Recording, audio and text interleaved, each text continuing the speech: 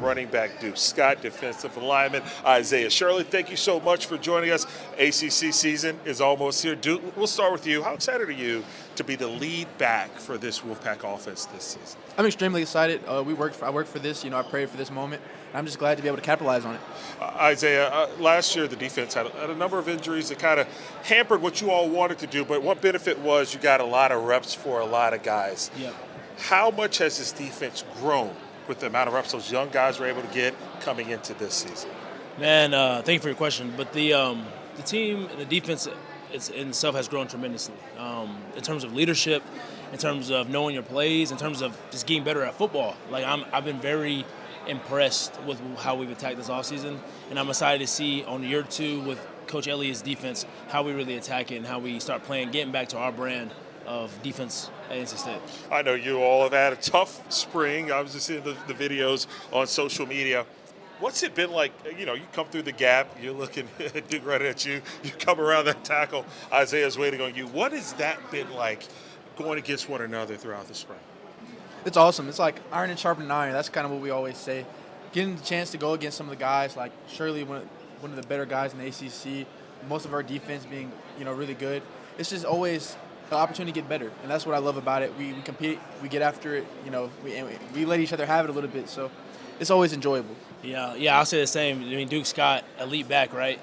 I always make a joke. I say, you got to get Duke before he gets going, because once he gets going, it's hard to get him on the ground. So I'm thankful that I play D-line, so I either get to him first or, the linebackers or something like that. But Duke's going against Duke, man, is he does some crazy things out there, runs through you. You see him run through some people and stuff like that. So I'm excited to see him do that this year. And then obviously with CJ, uber talented, right? I mean, going against great talent every day, sharpening iron, like you said. I mean, it's big time, and I love seeing it. I know the number 1 jersey means a lot at NC State University. You've been blessed to wear that jersey. Talking about the leadership that you have, describe your leadership and why that has been such a standout for NC State. I'm a little different with my leadership. I'm not the guy you're going to hear the most, but I take pride in, getting behind the scenes with the guys, getting with other leaders like Shirley if I might have something like to vocalize amongst the team. And I feel like that's really just something that kind of carried a lot of weight. I work hard. I kind of lead by example a lot. So this team seeing how hard I work, the team seeing like how can I interact with Shirley and how that message Shirley may get out, like is my message. It's really respected. I just appreciate the team, the coaches for approving me for that number. It means a lot to me. What thoughts on his leadership? Hey, I think Duke, like I said, he does everything right. He's that guy that you look at. If Duke's doing everything right. He shows up on time. He stays after. He works hard. He is the example of what you want to be. And I think that's why he's wearing number 1, and I wouldn't want anybody else wearing it. Duke Scott, Isaiah Shirley, NC State football. Guys, thank you so much for joining. Thank you so much. having Go us. Pat. Thank you. God bless. A whole lot of Wolfpack in that shot right there. They're getting set to take the podium. There's the silhouette of head coach Dave Dorn. We'll send it into the press conference room after this break as we continue live here from Charlotte.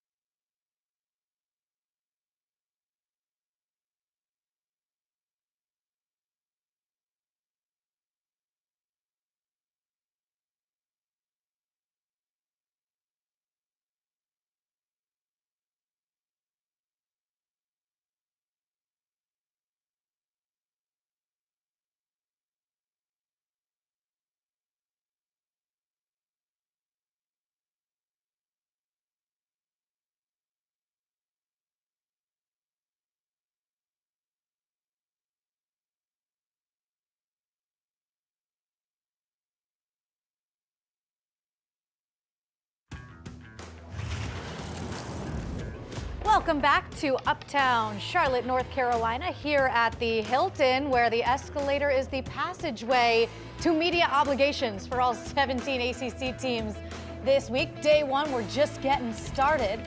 We've got a trio of Stanford players coming to join us here in this 2 o'clock hour on set. Davis Warren, the new quarterback, and running back Micah Ford at 2:45. Jay Green, safety on the defensive side, will join Jason Spells at 2:55. But first, NC State press conference coming your way. Dave Dorn will join us in a little bit here on set. Let's talk about this Wolfpack squad as Coach Dorn enters his 14th season at the helm. He is the 4th most tenured coach in FBS. The Wolfpack have won at least 7 games in 10 seasons with him leading the way. They have consistency at QB. We already talked to CJ Bailey today. He's thrown for more than 5,500 yards and 42 touchdowns in his career. And they open up this season at Virginia, August 29th, where the ACC huddle will be in town. Dave Dorn will be here in a little bit, but first, he's got to take care of the rest of the media at the podium. Appreciate that. You guys are going to be really sad that you gave me a microphone. You know, 14 years ago, I got hired here and came in really excited about running this program, and still am. And since that time, you know, the landscape of college football has changed a lot.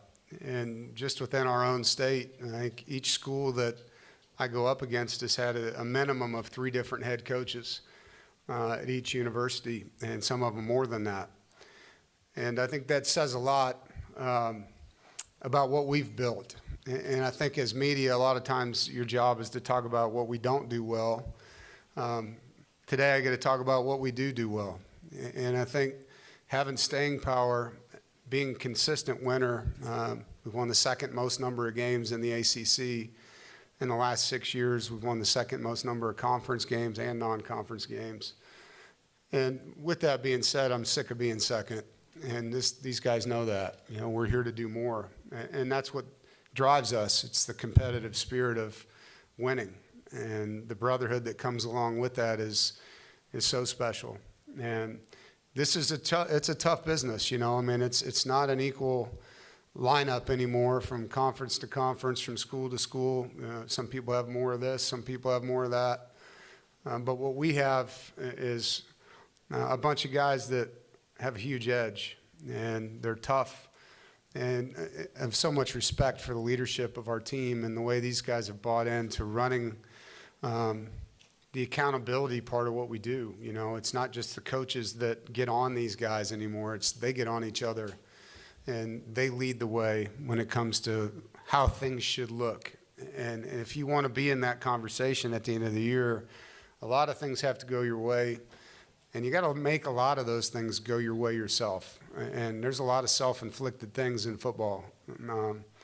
As you all know, it's a contact sport. It's a rough and rugged sport. You can lose players from time to injuries. But you can also beat yourself in a lot of ways. And I think that's the one thing that this team is really excited about, is going out and earning our opportunity to be special at the end of the season, and trying to keep that week to week to week to week. And I think that's one of the hardest things when you're a competitor, is being the best that you can be every single competition. Coming off of a real high win, coming off of a real tough loss, it doesn't matter. The next one matters the most. And trying to keep these staff, coaches, trainers, strength coaches, nutritionists, players, you name it, in that mode of one at a time. It's an awesome place. And if you haven't been to game day at the Carter, you're missing out. 27 straight packed houses, and we can't wait to get back into our stadium with our fans. And the city of Raleigh, I mean, what a year with the Hurricanes, and so proud of Coach Brendamore and their team, and the city, and just how we celebrated safely. And that city partied its butt off, you know, and had fun, and the enthusiasm and the spirit.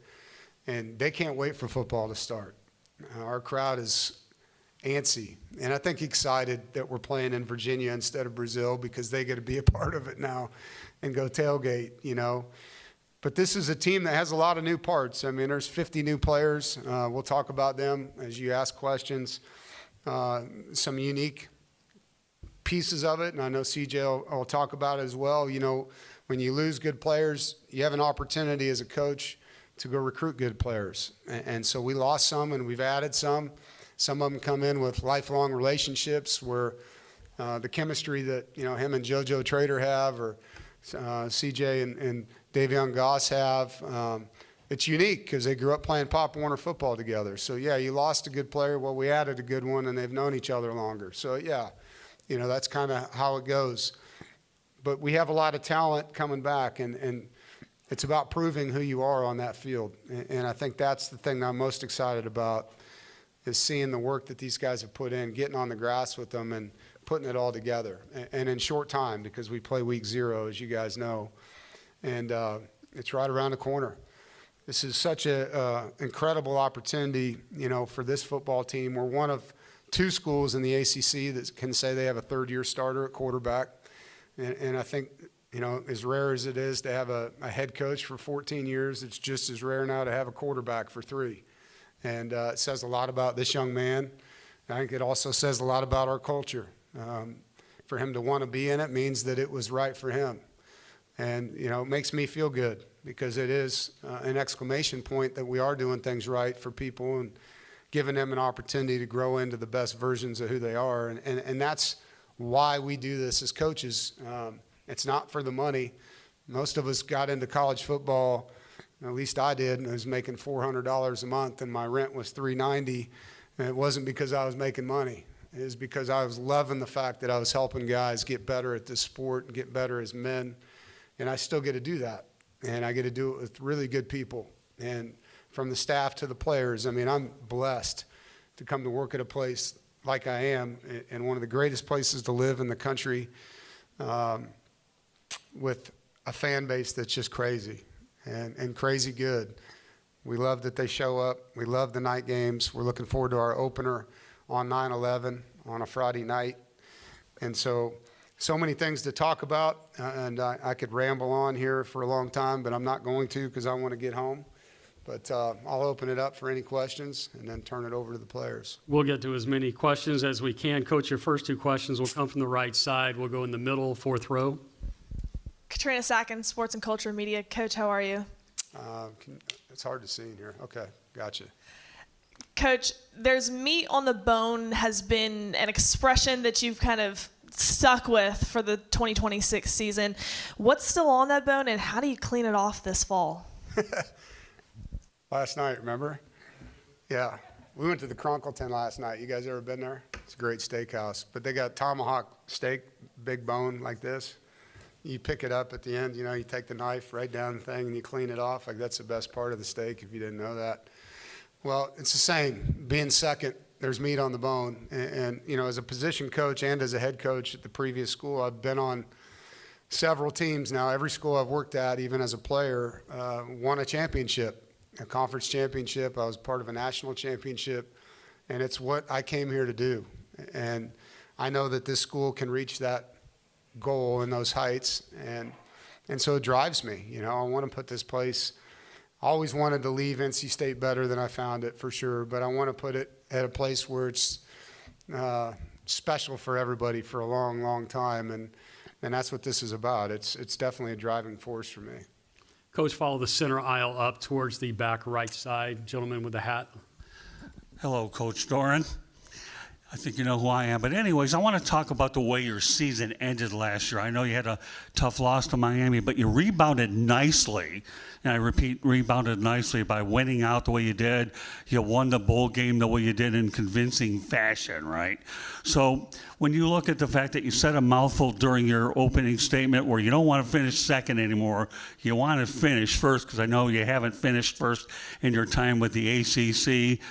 So how much would it be important for you to not only win an ACC title, but get to 10 wins, and talk about some of the new guys that you brought in that will take a 7-5 record to try to get it to where you want to go? What's the question?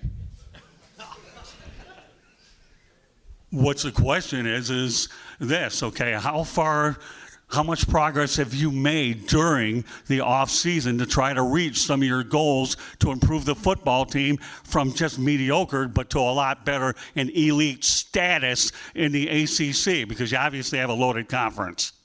Yeah, well, I think we've made a lot of progress. In the second year of our system defensively, I think for those of you that were around our team, know that defensively we went through a lot last year. It's one thing when you change schemes from a 3-3 to a 3-4, have a new coordinator, new language, new players, and then, to go through what we did with Coach Elliott and his family and his loss, it was very challenging. And then to have 9 defensive starters injured throughout the season, very challenging.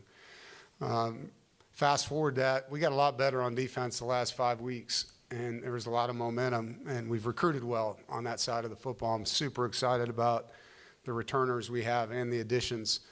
And, the biggest area of improvement, to answer your question, defensively is our pass rush. We got to get quarterbacks getting rid of the football before they want to. We got to have more sacks, more forced fumbles, more interceptions because of pass rush. And so, we've added some pieces that we're excited to see. And that's what training camp's going to be about. It's going to be about seeing what Harvey Dyson's going to be like.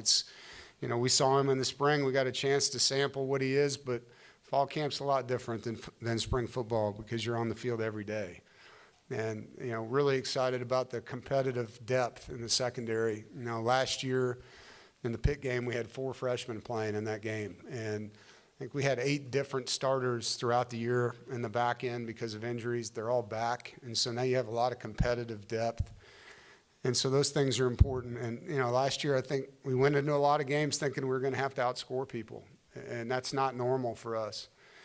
This has been a program that's played really, really good defense over the years, and getting back to where we're not just outscoring people, but we're stopping people, and when we need to lean on a stop, we can. And so that's what this spring's been about. We've added a lot of players, and so, if there's one in particular you want to ask about, I'm happy to talk about them. Coach, your next question, left side, first row.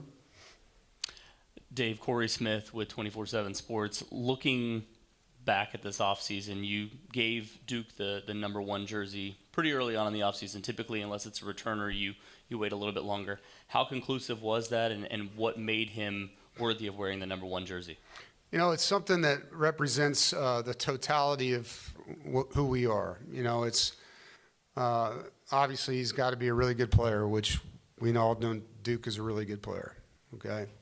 He's got to be a guy in the offseason that's a grinder, that just kills it in the off-season program, which, he's on the freak list, right? The guy's gifted as an athlete, as a weight room guy. He's got to be a guy that treats people with respect and that he's a leader and he's cared about in the locker room. And he's got to be a guy that handles his academic load the right way and really a total representation of a student athlete. And it really wasn't hard, to be honest. Sat down and thought about a lot of guys on the team, and it's really obvious when you get to know Duke, and Duke doesn't talk a lot, so getting to know Duke's hard sometimes, right? But he's a special young man. I know he's going to wear the number well. He's earned the opportunity to wear it, and I know that he'll go out and play well for us in that number.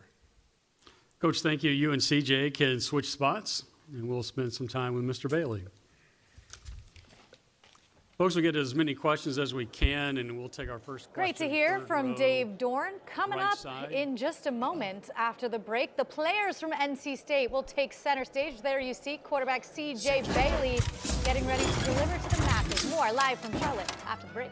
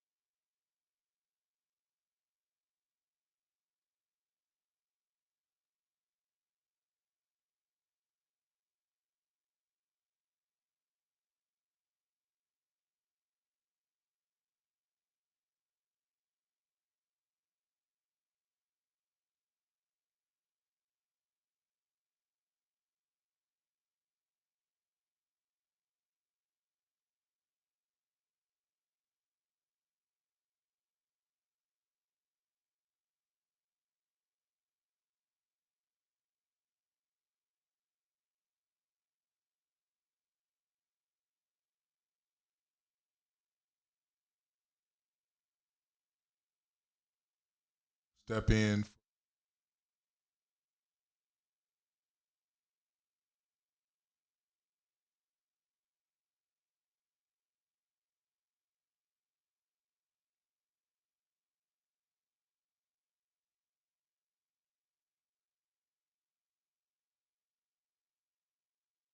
So do you think that built up some momentum and confidence?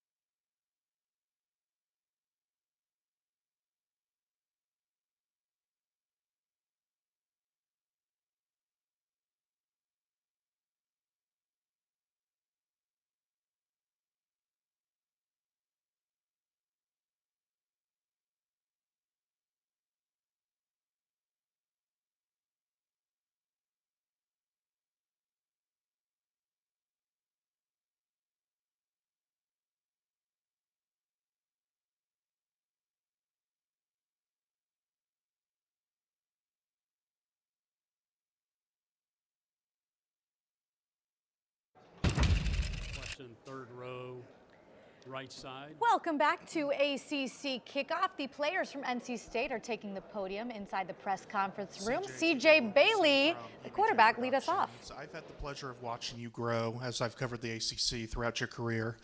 What do you feel like has improved from your first year at NC State to as you prepare to enter your next, third season coming into the Wolfpack? A lot. I feel like a lot has improved since I first got into college. First season in college. I can honestly say like my first year I was winging it. Like I was just out there making plays, being an athlete, and I really didn't know much about the game. To be honest with you, and going into that next offseason, I learned a lot. Like it changed my whole perspective on everything about football, defense, and everything like that. I learned a lot, and from now, everything is slow for me right now. So like everything is moving fluent. I got a grasp with the whole offense, the whole team, and everybody believes in me. I'm just ready to make some plays for NC State. CJ, we're going to go left side towards the very back. We're going to ask the gentleman to stand. Thank you very much. CJ, QCB, Fox Sports Radio, Charlotte. You just heard your coach talk about how he's tired of hearing about you guys finishing second place. What are you going to do, or what you need to do as an individual and leader of this football program to kind of carry the narrative of the same old state?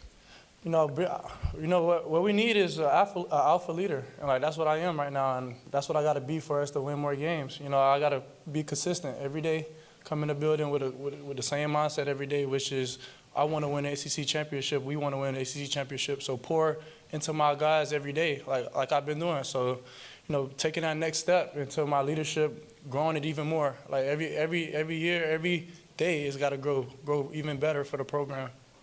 CJ, right side, first row.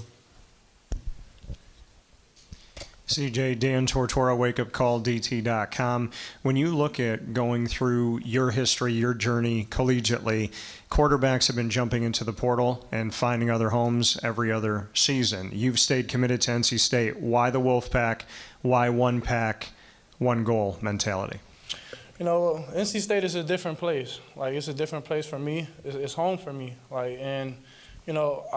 Throughout my whole process of the recruiting or whatever case may be, it's like they were loyal to me. Like Coach Doran was loyal to me, Coach Roper.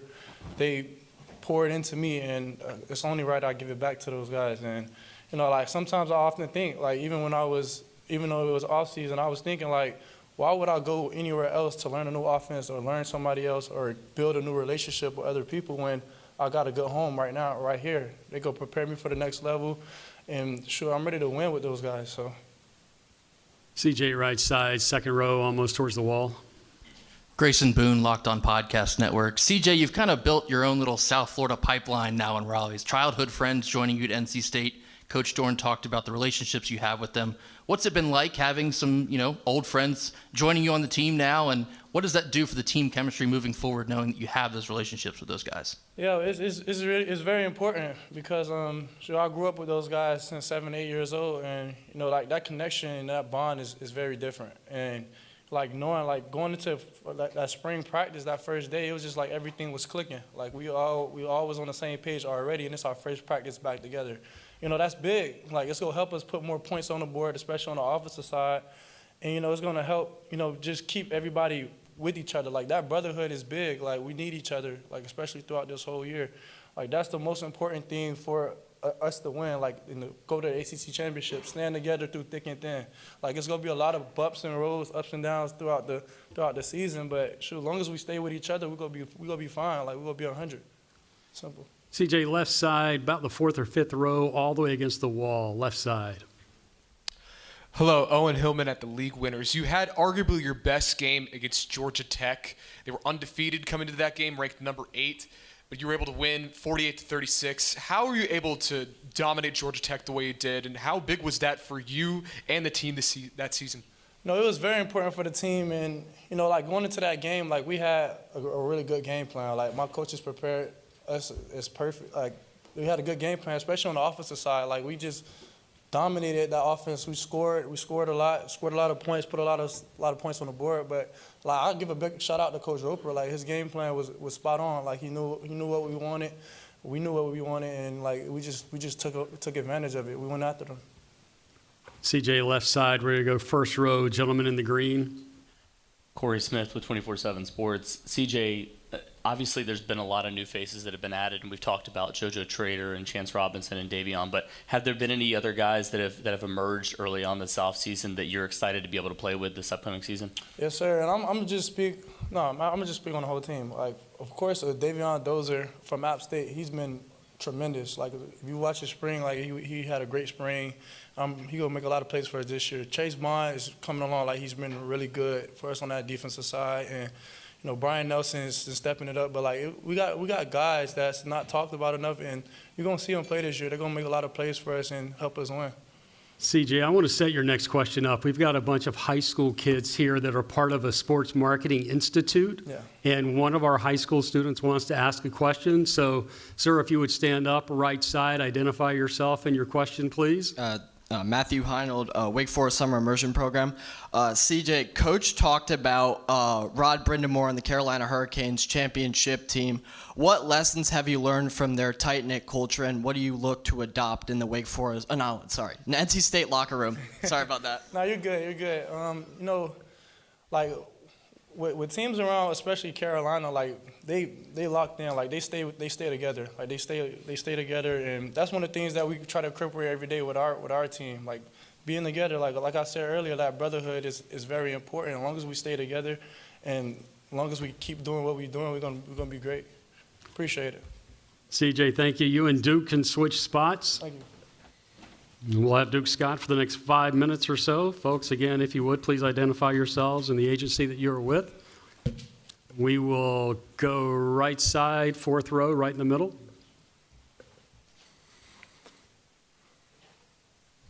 Katrina Sackins, Sports and Culture Media. Duke, how are you? I'm good. How are you? Good. You were honored with that #1 jersey for this upcoming season.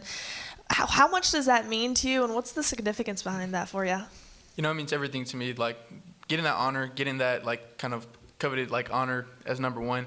It's something that I've taken pride into. Is since I've got here on campus, my grades, my work ethic, how I lead the team, and being able to represent my team in that way, being the that face. It means everything to me. I'm extremely excited about it. Duke, 1st row, right side. Duke, Dan Tortora, wakeupcalldt.com. I believe in high school, 4,500 rushing yards, 66 touchdowns. Just what you have already done in your career, how you've shown yourself, and what we can expect to see as you step forward here at NC State after everything you've already shown up to this point. I always plan to stay true to myself, stay the same person. So regardless if that's college, high school, I come the same person every day. and I come with the same work ethic, same mindset, and that's just to dominate the day. And that translates to game day. I just try to dominate the opponent in front of me, and that's kind of what you can expect this year. Duke, a question from the podium. You power clean 405 pounds. You boast a 575-pound squat, and you've run a 4.35 dash. Now, most of us in this room, okay, none of us in this room can ever touch those numbers. How do you maintain those numbers, and how does that translate to your performance out onto the field? Coach Thunder is great. It's kind of he holds us to a standard, and that standard is never going to get dropped for anybody.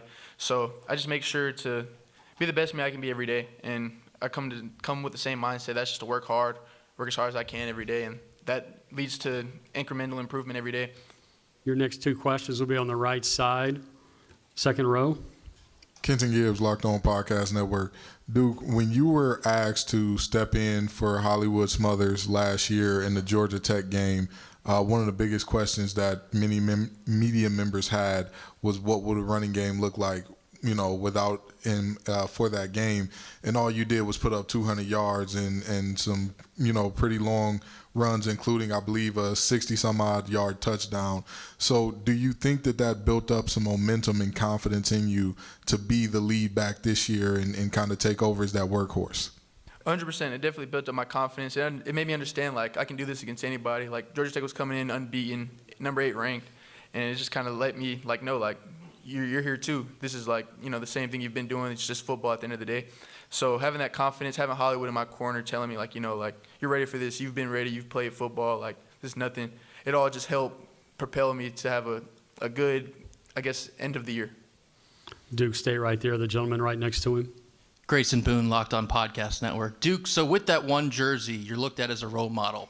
You, growing up and even now, who are you? One thing about Duke Scott, he can run, and I know someone who's pretty happy to have him in the backfield. That guy right there. Head coach of the Wolfpack, Dave Doran, set to join us on set here live from Charlotte as we continue from the ACC football kickoff. Can we get a Go Pack? I know you got it. Go Pack. There you go.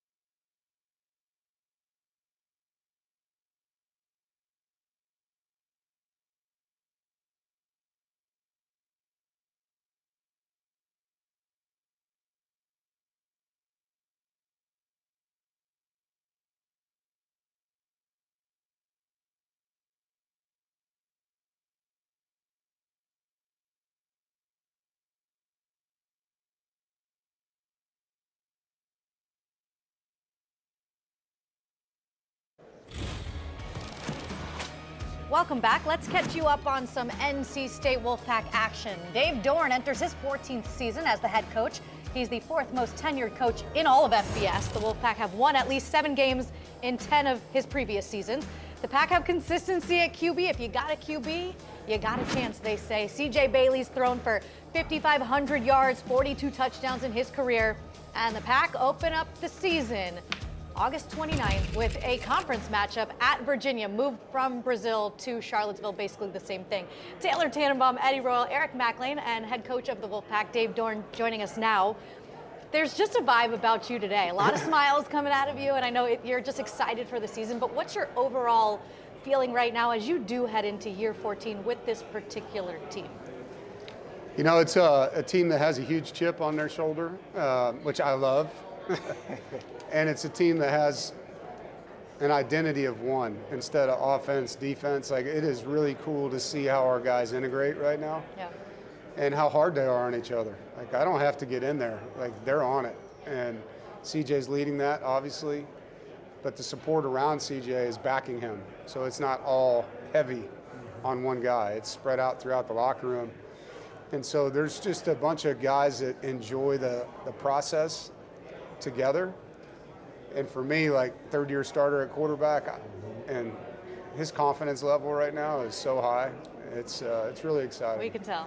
Yeah. And when we first saw him here, he seemed like a baby to us. And now he's almost like a grown man. From your perspective and your vision, what are you proud of the most seeing his growth? You know, I think just that he stayed true to who he is. Like, you know, these guys have so much attention now, and there's so many third parties trying to get him to leave, to go other places, to do other things. And he's just stayed grounded, you know? I mean, his parents raised him well.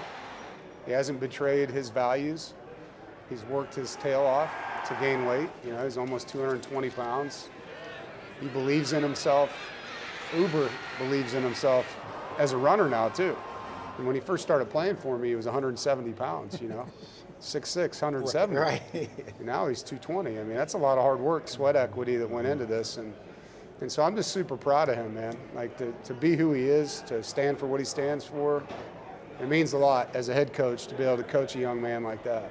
And that's almost seemed like something that's frowned upon now, like loyalty and being true to who believed in you, right? When maybe other people didn't. And he is such a great example of that. And we told him when he was sitting right here. But I'm excited because I think we really get to see the fruits of that labor. What do you, just X's and O's or footwork or mechanics, what do you want to see from him and maybe what could be his final form? Well, I think using his legs, you know, I mean, the guy can throw the football. He's super accurate. He has great vision. He doesn't look at the blitz and lose sight of his receivers. It's the opposite. He sees what's going on, but he can run. And I mean, he runs way faster than people understand. And so just taking advantage of those moments where you see somebody playing two-man or they're playing Tampa 2 and the pass rush lane opens up, like, go, because he can run and you're not going to catch him, you know. And so just using those legs when he can. Yeah. And I saw that, the UVA game. I'm like, why doesn't he run more? I just didn't understand it. But now I'm like, you said you felt like you guys had to outscore people at times. And then I heard CJ say that he needs to take care of the ball better. How do you find that balance? And did you see him during the spring making a conscious effort of trying to take care of the ball more? Yeah, I think for him, the ball security is more as the runner. And a lot of quarterbacks struggle with this because when they're running, they're still thinking about throwing. And so they don't have the same points of contact that a running back would all the time. And so some of his turnovers have been because the ball's been low or it's been loose as a runner. And so when he transitions from passer to runner, that's, I think, the biggest area that he's talking about, which will happen. I mean, he's going to run around on people now, and he's got to be able to secure the ball when he does that. But, yeah, you're right. When you're trying to score, like, you're going to make some throws that they're going to be tight windows, you know? And he's got to trust what he sees, and he's got to also not put the defense in a bad spot. Coach, speaking about the defensive side of the ball, I think we have more known commodities offensively, or maybe more that we expect or know what to expect there. Coach Elliott coming into his second year, obviously the horrific things that he dealt with a year ago, now being in his second year, and maybe it's his first true year, however you evaluate and look at that. What are the expectations for the defense and the steps you want to see from them this year? Yeah, I think David Hale just wrote a tremendous article about Coach Elliott and the tragedy and his family that they went through. And you're right, in a way, it is like his first year. You know, he went through something no parent should ever have to go through. And to his credit, man, I mean, that dude's so excited to coach this season. And he knows his personnel, he knows his staff, he knows me. He's recruited well to the system. A lot of these kids that had to play last year because of injuries are back, and they're better because they had to play. They have the scars and the calluses to prove it. And so we're excited about the competitive depth on defense, man. We have it, and we've added some talent in the portal. Got a couple freshmen that we think can play right away, too. So it's going to be fun to see that side of the ball. I think they're going to make a lot of people doubt what they said. Right. Coach, who's the leader in the linebacker room? Because NC State, I always feel like there's one guy who stands out in that forever. room. Yeah, we've had a lineage in that room. I think, right now there's two guys that are very vocal. Popo Aguirre, the linebacker that transferred in from Miami, he's got a great command presence. A.J. Richardson. A.J. would have been a starter for us last year, but had a series of injuries, and so he's in great shape right now. He's an alpha male, and he definitely carries, his work ethic. Everything about him is right in front of you, like Isaiah Moore, Drake Thomas, Peyton Wilson, same kind of persona when he's in the room. So excited to have those two guys, and Dakari Nelson transferred in, a linebacker from Penn State that also had a really good spring. I ask you, so we're talking about all these players improving. How have you improved? You've been doing it so long, but you got to continue to try to get better. How do you feel like you've improved as a coach? Dick Vermeil came and spoke to us a few years ago, and at 82, he said that the reason he was great and that he's in the Hall of Fame is that he never quit learning, that your mind is like a parachute and it works best when it's open. And that really hit me, and I think my ability to evolve and adapt over the last 5 years has been a strength of mine. And I owe Coach Vermeil that statement to being part of that reason. But just being more patient, being more flexible, finding more solutions, not getting down on the fact that something bad's happening, something out of our control is happening. Just find a way to be good and put our heads together and do it. How about these skill players, Coach? I asked you a little bit about JoJo right before we went. We're not at practice quite yet, but I get to see pictures, and that guy looks amazing. Looks like he is really bought into what Thunder and the boys are doing down there. How has he grown, and maybe some other guys that you're excited to see? JoJo's a great talent, fun kid to be around, too, and just a guy that has a lot of gratitude. As a coach, you don't always see that in today's age. There's a lot of entitled people out there. He's the opposite of that. But uber gifted, ball skills. Davion Dozier is a receiver we got from App State that had a tremendous spring. His contact catch ability really impressed me. Excited about what he can bring. Vic Snows, a slot receiver, came from Buffalo, uber fast, talented punt returner. And so we've got some weapons, in the backfield, obviously, we've talked about. So I like what's going on there. The tight end position is one that this fall is going to be really important, that those guys step up in training camp and take advantage of their opportunity. Coach, you said 50 new players you brought in, but you got to protect the culture also. Yeah. And you spent so much time trying to build this. How do you gauge talent versus how he's going to fit in the locker room? I'm not afraid to walk away from a good player that's not a good dude. And I tell our coaches, you are the guardians of our culture. And when you recruit a young man in, you're allowing him to impact it one way or the other. And you have to protect it. And so what I do and what Coach Ruff and McNeil does, when kids come in, man, our BS meter's on. Yeah. And we're looking for it. And if we see it, we don't take him. And I don't care if he goes and plays for someone we got to beat. If he doesn't fit us, I don't want him. And so as much as we're recruiting him, we're also looking for why not to take him. Right. And that's real. And you got to be okay with saying no. Even if he's not, better than someone maybe on your roster. If he's not a good dude, it can ruin the whole thing. And I think that's just where we are, right? You're changing pieces so much. Everybody is bringing guys in, guys leaving. If it doesn't fit, man, it can be a real cancer. And you guys have been a model of consistency with how you've done it, how you have evaluated, but also how you win. There's a standard kind of set there.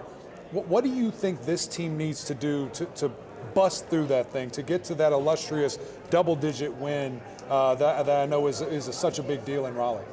Yeah, one thing, we can't beat ourselves. And there's one game in particular last year we did. And I'm not going to get into who it was. But too many pre-snap penalties on both sides of the football, lack of focus.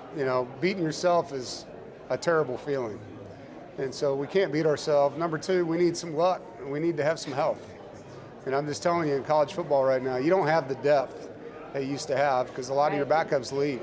And you're developing them to play, but they're not playing fast enough in their opinion, right? So you can go from senior to freshman pretty fast right now. And so you got to be able, you look at Indiana, and they're the oldest team in college football. They stayed healthy too. Right. And if you can stay healthy and not beat yourself, you got a chance to be really relevant.